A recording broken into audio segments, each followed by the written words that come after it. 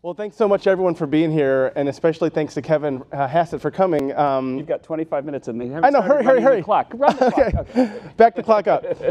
Anyway, happy to kick off our tax reform discussion. Kevin's the chairman of the White House Council of Economic Advisors. And just so you know, he was confirmed by the Senate with an 81-16 vote, which is essentially like being a unicorn. I mean, it's unheard of these days in Washington. So it's a real... But I lost both my home state senators, not that I'm counting. Maybe they knew I'm you from personally. Massachusetts. Yeah. Anyway, before we get started, I just wanted to remind the audience in the room and those watching online that you can tweet questions for all of our panelists using the hashtag #PostLive, and we'll try to get to some of them Or also real Donald Trump, if you want to tweet questions. You know, here I am. Okay, well, speaking of the president's Twitter feed, actually. It did happen once on TV, by the way, that he tweeted while I was on TV about what we were talking about. Oh, really? Yes. Was it liberating because you hadn't seen it and you couldn't respond? I just felt like I was in this new world order where the media is changing. Well, I actually have several questions for you about the tax law, but if we could just start with the news of the day and actually what the president tweeted this morning about a major U.S. company. Yesterday, we saw the Dow Jones Industrial Average fall 300 points. And so it's down about 2,500 points from its peak in January. It sounds like a lot of this is due to escalating fears about trade wars. Mm-hmm. You know, there's a lot of optimism after the tax law passed, and now there's a lot of concern. And I think you've used the word uncertainty. You know, but now we're seeing companies actually changing behavior. Prices are going up, steel and lumber. Harley-Davidson, you know, major iconic U.S. company, said that it was moving more of its operations outside the U.S. to avoid Europe's retaliatory tariffs. And the president responded very angrily, saying that they were waving the white flag. What's your response to that? Do you think they're waving the white flag? Well, first, it is correct that uncertainty is bad for markets. And you know, economists call uncertainty a mean-preserving spread in what might happen. And so the idea would be that, like, the average is still zero, but, you know, you increase the tails of the distribution.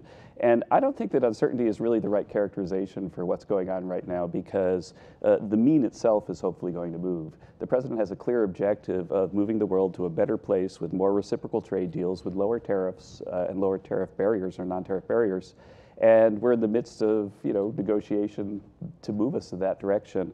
And so I think that the direction is not zero. The direction is positive. And the OECD put out a study of what happens if Donald Trump's vision of the world becomes true. And they found that global GDP goes up, US GDP goes up, and so on.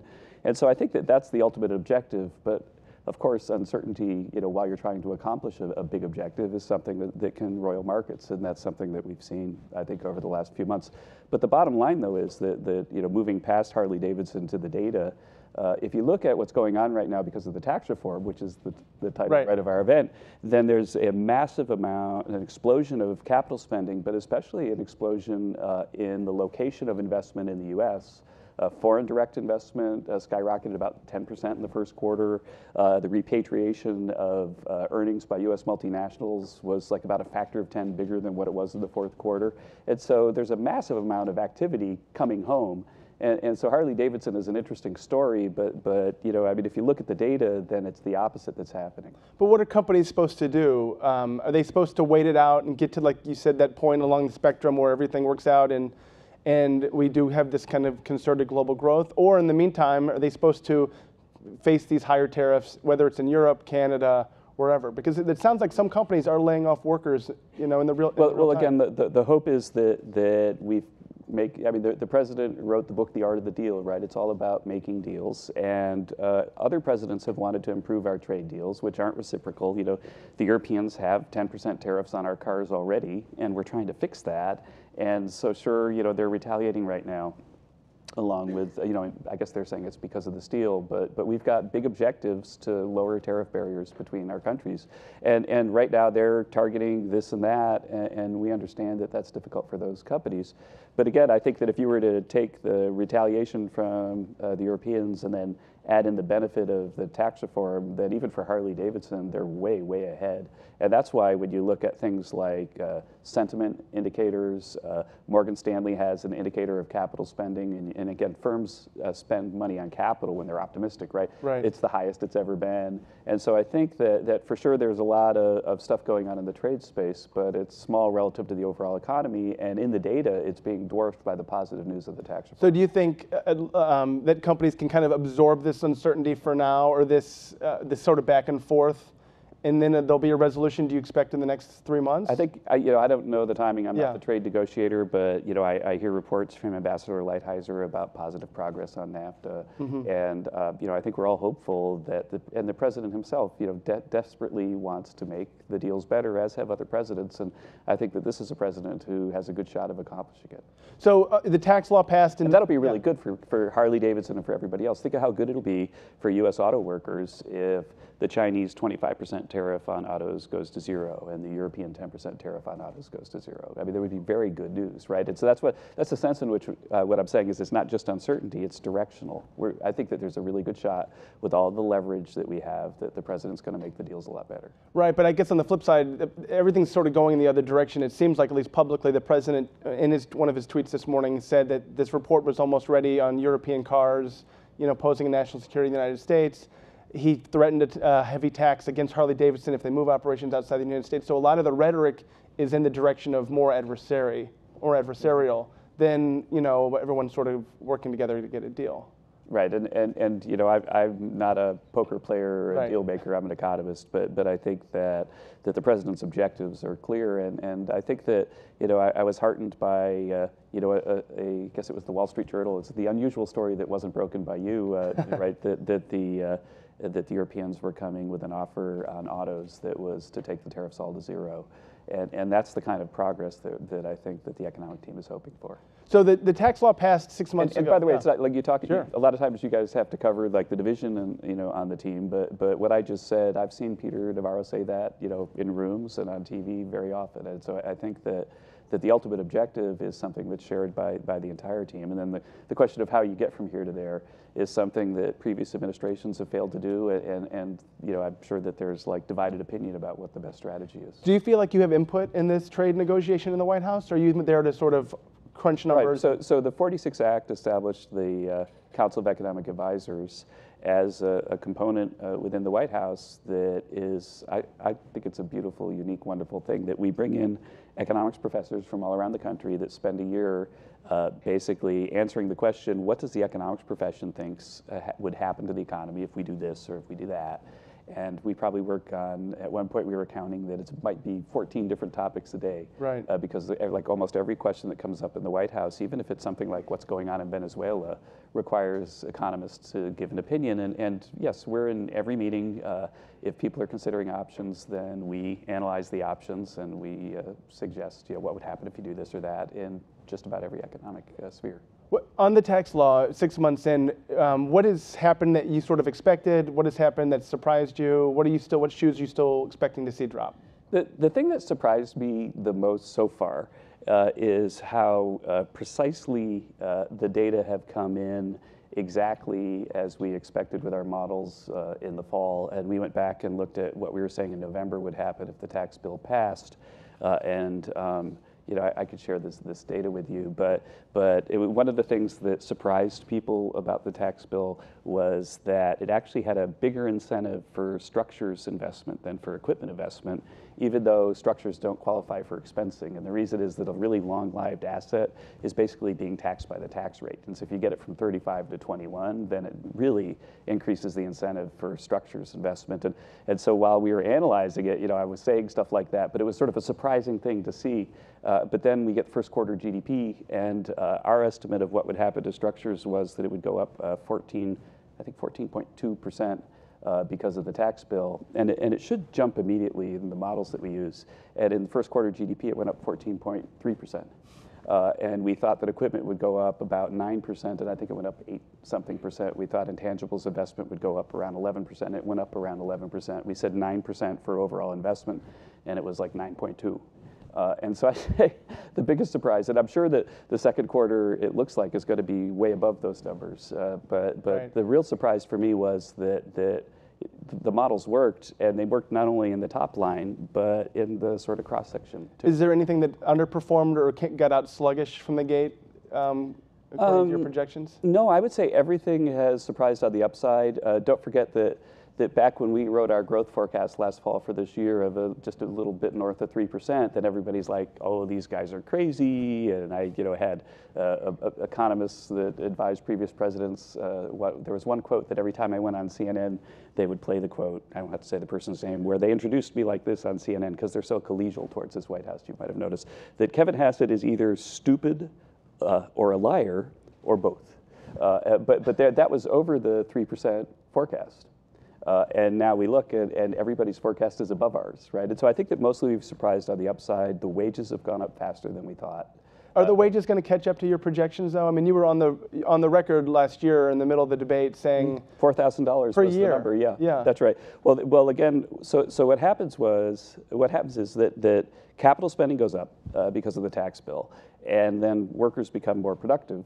And then firms have to pay them a higher wage because they're more productive because they have better machines to work with. And the example I used in the fall, which is still what I always think of, is that when I ran a lawnmower business when I was a kid, I got a self-propelled mower, and it made me more productive. Yeah. Right? And it really fundamentally changed my ability to mow lawns because I'd be so tired because pushing that thing without the self-propelled. But yeah, I mean, we thought in over 3 to 5 years that the average wage in the U.S. would go up by $4,000, and that was based on basically the capital accumulation happening that our models predicted. And so think about it. I just mentioned that the first quarter capital spending number came in precisely on expectation, and so we are on the path to get that extra money. But the thing that surprised me is how many firms looking ahead to a tight job market and a lot of higher productivity have increased wages already. And so through bonuses or through wages? Well, bonuses and wages both, and also increased 401k contributions. But we keep track of this. We're closing in on 7 million. We're north of 6 million workers have received an average increase of $1,200. But some of those people in the database have already gotten the 4,000. And to put the 4,000 in perspective, Walmart increased the minimum wage by $2 an hour, and if a full-time worker gets a higher wage by $2 an hour, then that's pretty close. It's getting up into the high 3,000s. Let's just say it's getting closer to 4,000. And if the lowest paid guy at Walmart is already this year getting something that's within hailing frequencies of the $4,000, then it makes the $4,000 number seem pretty reasonable, right? But during the tax debate, when our analysis, which again was just math and data, was saying the 4,000 number, then you would have thought that it was a crime against humanity to assert such a thing. But the fact that the lowest paid guy at Walmart is almost getting that in the first year, when we said it'd be 3 to 5 years, it suggests that the thing's working. Do you expect the companies that offered those bonuses right out of the gate to offer bonuses again? Because clearly those companies are going to get recurrent tax cuts. Right. Well, there's a big literature on wages and how they tend to be sticky, and I think even bonuses, it depends on whether your bonus is like a performance-related thing that's tied to the profits of the firm, in which case the bonuses fluctuate. But I would anticipate that these bonuses will stick, and that when we see the wage data,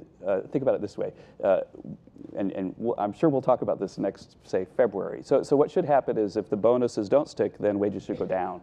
Right? Because they got an extra $1,200 this year, but then they don't get it next year. But I predict that wages will not decline next year, that they'll go up probably nominally 5%, something like that. And so the data, what I'm seeing in the capital spending. The data you're seeing, I mean, it looks like the data shows that wages are increasing at about the same rate they did before the tax law passed. That's incorrect. Okay. Actually. Yeah, I had just recently tweeted a chart about this, but the employment cost index, which I think it's a measure of nominal wage increases, which it turns out that labor economists don't want you to adjust for inflation because you've got the nominal wage measure is noisy and the inflation measure is noisy. And so if you take two noisy things and divide them, then it's even more noisy. And so to look at what's going on in the labor market, it's pretty widely accepted. You should look at nominal wage growth with the employment cost index, which is, I remember when I worked at the Fed, it was Alan Greenspan's favorite measure of this. And the employment cost index right now over the last 3 months that we have data is increasing at an annual rate of 4%. And that 4% increase is the highest we've seen since at least 2006. I have to say at least 2006 because they changed the way they make the data in 2006, and comparing before then is difficult. But it could really be the highest that we've seen in 20 years. Before you joined the White House, you wrote quite extensively about the deficit and concerns about the fiscal trajectory of the country that goes back decades. Do you feel like, do you worry that a legacy of this tax law could be its impact on the deficit? Or No, I think the deficit is skyrocketing, but it's not a legacy of the tax law. It's a legacy of the spending deal that just happened that spent a lot more than the president wanted. And the way to think about the tax deal, by the way, is that the static score was about 1.4 trillion over 10 years. The corporate side was that it would cost about 400 billion, and the individual side it was about $1 trillion. On the corporate side, the 400 billion that it would cost as a static score, clearly dynamically we're getting more revenue than that back. In fact, if you look at the CBO's current estimate for corporate tax revenue over the next 10 years, that it's above what their estimate was a year ago before the tax bill already. And so that the cost of the tax bill, the loss of taxes, is on the individual side. that includes pass-throughs, right? Right, but 700 billion of the trillion.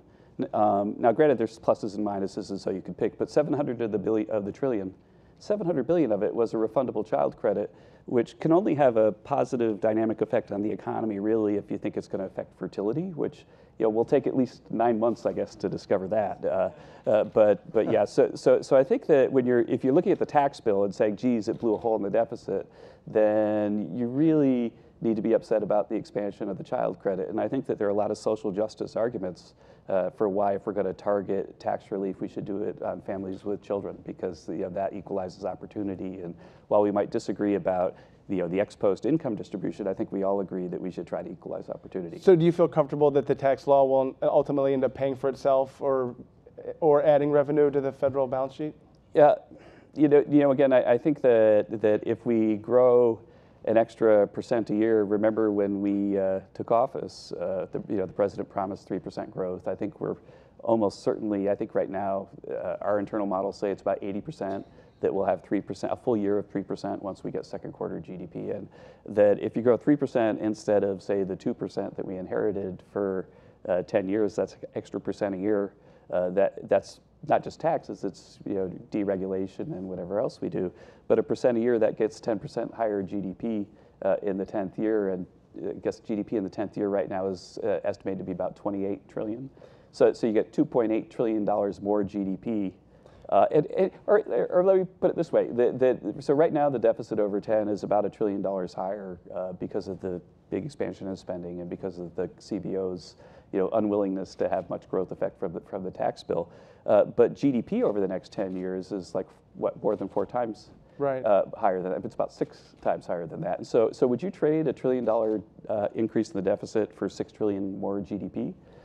If you have a model that says you shouldn't do that, then you probably should check your model. But you're kind of assuming that there won't be a recession, that we'll go 10 years with no economic setback, external shock, or anything. And I think in American history, we've never gone through a period this long without any kind of recession or something like that. So couldn't it be exacerbated? Right. You're right that a recession would change the trajectory. And if you go back and look, I haven't checked every CEA forecast forever. It really is, as you know, the main job of the CEA is to do the forecast for the government of what GDP growth will be.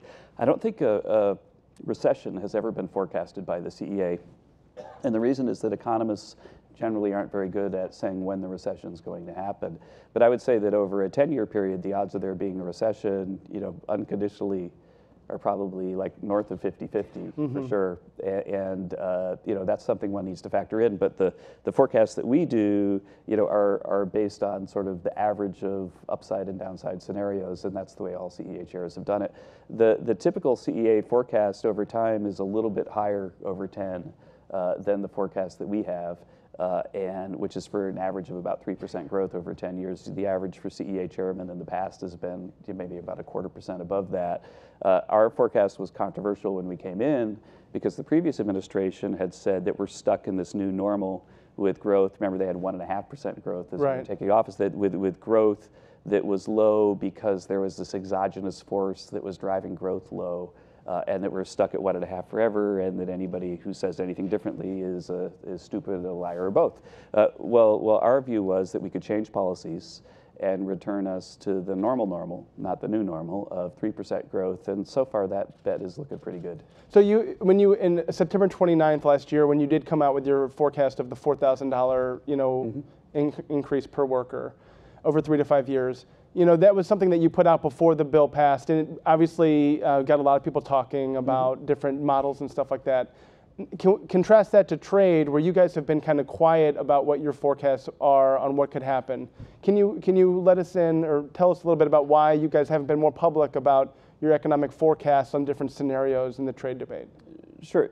Well, you know, the CEA has multiple roles, but our primary role is to provide documents that help decision makers decide what to do. And those documents are covered by executive privilege. They're not made public. They're not FOIAble, even just as if, you know, if Kellyanne goes and talks to the president, then that's a private conversation. And, you know, 99.99% of the things that we do are never made public, even to the point where it's a challenge for me that I've been noodling about, that we do a lot of stuff that would be very useful to future CEA chairmen. Because we have to figure out some really tricky issue, and it takes a lot of time to do it, and it would be useful if they could have our memo, but they can't. And so when I've wanted to see, well, what did the CEA advise President Bush, or what did they advise President Obama, that I'm not allowed even to see those memos. And it's almost everything that we do. And so when we make something public, I think that it's because we have a very specific objective of driving a debate with our analysis. And I think it was very natural in the fall to have us do that at the tax debate because I'm a tax economist. I spent my whole career studying things like the wage effect of taxes. And I thought that at that moment in the public debate, there was a heck of a lot of confusion about how to think about what would happen. But there's a heck of a lot of confusion now. You have to think. I mean, companies are leaving.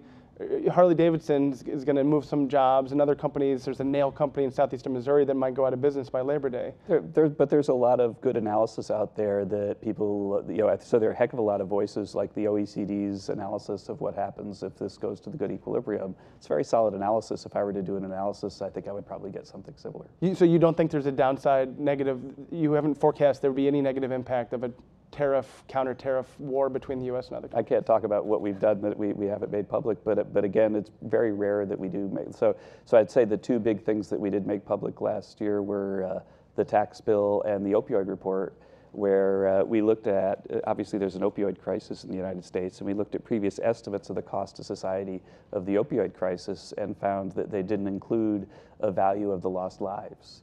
And that when we did include a value of the lost lives, that we found that the opioid crisis in 2016 costs the United States, you know, $500–600 billion. And you know, I think that report drove a lot of discussion about opioids. But we, you know, again, it's very infrequent for us to do it, and it has to be something where you know, we put out something that you know, sets the record straight and people are confused about it. Right. I think is pretty much when decision makers decide that we have to publish a document. The last jobs report came out. Obviously, there was a lot of surprise in the market when the president tweeted that he was looking forward to the numbers. Without getting into what the prior administration did, do you expect any change in protocol based on that? Are you guys going to do anything differently? Are you going to be tweeting that you're looking forward to jobs numbers? I am very much, I could say it right now, I'm very much looking forward to seeing the jobs numbers. You know, I have just about, as you know, it's traditional for the CEA chairman after being voted out of committee to start as a consultant at the White House. And so I just hit my 1-year anniversary of being in the White House. But you can't be the chairman and you know, sit in the office until you're confirmed by the Senate. But ever since I got there, Gary Cohn or I, you know, every single day that there's data coming out tomorrow, the CEA chairman is the only person in government that gets the data a day ahead of time. And then a CEA chairman can communicate it to the Federal Reserve chairman, the president, the Treasury secretary, and the NEC director. And every single day we do that. And the president loves the data. A lot of times our 5 minutes on his calendar for data, you know, turn out to be like half an hour or 45 minutes because he's so into the data. And we've been giving him the data a day ahead of time ever since I can remember being in the White House. And his tweet that he was looking forward to seeing the data was, you know, not a violation of protocol because he didn't say what the number was. But I agree with those who say that it's probably, you know, best if we not be tweeting an hour before data come out. So you won't do anything differently in the future, but you expect that maybe every single time we remind everybody of the protocols, and you know, moreover, watch very carefully to make sure that there are no signs that the data have gotten out. It's one of my main jobs is to protect that, and we take it very seriously. We don't talk about things on open phone lines. There's even a little story, hopefully it might take longer than 20 seconds, but one of the previous CEA chairmen had a tradition that if the data were really interesting, then he would walk across West Executive over to the White House to brief the president. And word got out, and so hedge funds were watching to see if he walked to the White House, because they could then figure out whether it was big news in the data. And so I have a practice that I walk over to the West Wing every time I get new data, but I don't always go up to the Oval. And again, that's because you don't want to say it on the phone. Right, you don't want to telegraph it. Yeah. Well, great. Well, Kevin, thank you so much for your time. It's been great having you. And I want to hand it off now to my colleague, Libby Casey, who'll be talking to a panel of tax experts. Thank you so much. Thanks. Really appreciate it. Thank you. Thank you.